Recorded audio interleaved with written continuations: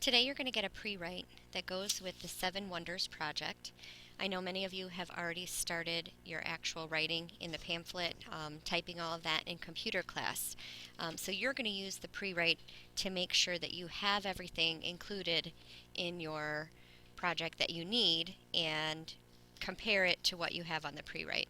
So you're going to have to think back a little bit to what you have written in your um, pamphlet that you've done in computer class, and then tomorrow we will have the Chromebooks and we'll go back into it and compare that with more specific information that you might need your research charts for. So let's take a look at your pre-write. The first thing you'll see at the top is a title. You need some type of a title, which is probably going to be your name. And I'm going to flip back and forth through the pre-write that you have and the example that I made. So here's mine. I did the Great Pyramid because that was not one that you guys would be using. The next thing it asks you for, well, actually, let's jump to all these things that have bullet points. Human environment interaction, movement, location, and region. For those parts of your pamphlet, you don't need to write in complete sentences. You can just make bullet points of the information that you found. But I am going to say that you need to be very consistent when you're doing your punctuation and capitalization for proper nouns and things. The one you're going to focus on today is looking at the paragraph for the newspaper article. And you'll see that you need a title. For your who, think about who discovered it, who created it, who might be a group of people, it might be an individual. For what, the what is probably going to be your actual wonder. What is your wonder? What makes it so wonderful? For when, you're going to be basically announcing this to the world for the first time, presenting this wonder to the world for the first time. So your when could be when it was discovered, when it was created. Maybe the when is when it's going to be unveiled to the world. Your where is going to have to do with the location, where it's located. For why, you could do a couple of things. Think of a question that begins with the word why, and how could you turn that into something that would be important for your newspaper article. Why was it created? Was there a reason that it was invented or created for a special purpose? Why is it so important? Same thing with how. How did it come to be? If we're talking about the Eiffel Tower, how did they come up with the idea for it? If it's something like the Grand Canyon that's a natural wonder, how was it formed?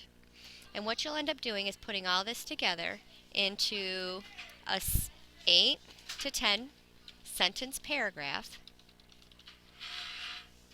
telling about your wonder. And so obviously you're going to have to add some details to describe that or to embellish.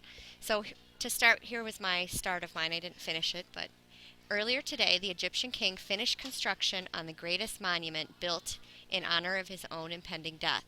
I've got my who in there, the Egyptian king. I've got my what and my why, and I've got my when.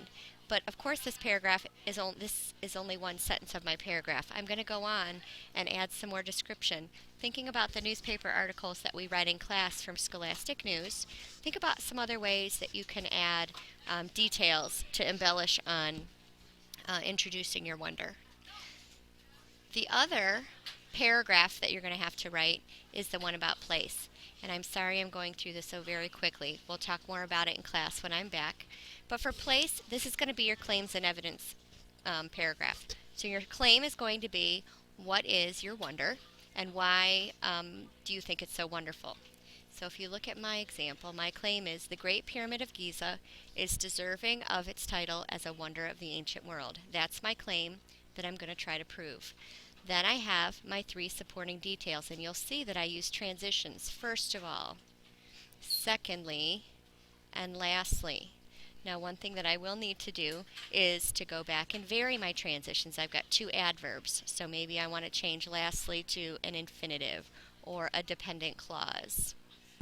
So after you've given your information about each wonder, you'll see that, where's my pen here? That I state my claim, and then I give an example to support it. Here for secondly, not only is it the oldest of the seven wonders, there's my example sentence, and then I give another sentence of explanation. So I've got my topic sentence, which is my claim, detail 1 with explanation, detail 2 with an explanation, and detail 3 with an explanation. And then the last thing you're going to work on is a summary statement, some way to conclude, wrap up your paragraph. So I think the Great Pyramid of Giza is one of the sites that everyone should visit in his lifetime. And so the suggestion I'm going to give you is that you cross off the I think, and then you've got yourself a concluding statement. The Great Pyramid of Giza is one of the sites that everyone should visit in his lifetime. So for today, this is what you're going to be working on as your pre-write. Give you about 15 or 20 minutes to go through. You're thinking about what facts you found out that fit under human-environment interaction and list them here. You always can go back and change that and add to that later. Same with movement. If you were not able to find an absolute for location, if you were not able to find an absolute location, maybe you couldn't find an address for it, or the latitude and longitude, there are some atlases in the back, and you can get that done now. So I'm going to give you about 15 to 20 minutes to work on this today. This is your homework to go home tonight, finish it. When you're in computer class tomorrow, you can take a look at it. If you're having trouble finding any of these things, you need to come see me during ICE. For example, your illusion. If you haven't been able to find an illusion about your wonder, come see me, and I will help you with that. Okay? Whoops.